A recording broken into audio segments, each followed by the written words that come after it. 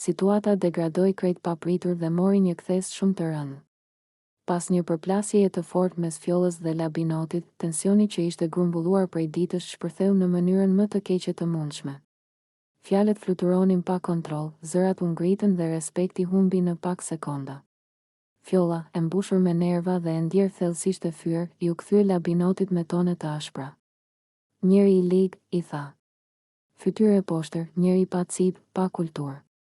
Çdo fjalë ishte një goditje, e thënë me inat dhe mllef. Labinoti përpiqej të reagonte, por situata tashmë kishte dalë jashtë kontrollit.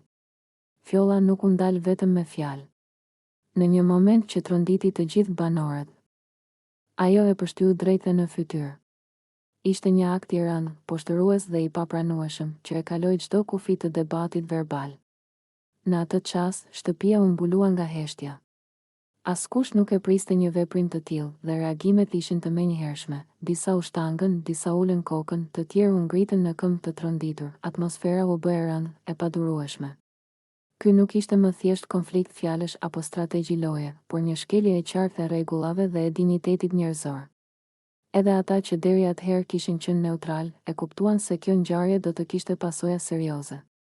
Fjalë si zarf i zi filluan të përmendeshin me zë të ulët.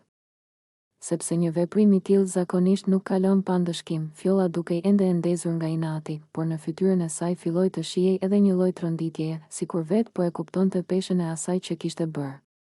Labinoti, i fyer dhe i poshtëruar, mbeti për disa çaste pa fjalë. Jo për mungesë reagimi, por sepse situata kishte kaluar çdo kufi normal.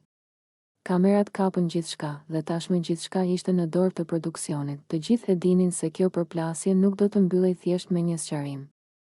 Mundësia e një zarfi të zi u bë reale, sepse dhuna, qoftë edhe simbolike si pështyma, nuk tolerohet. Ky moment shënoi një nga episodet më të errëta të qëndrimit në SHT.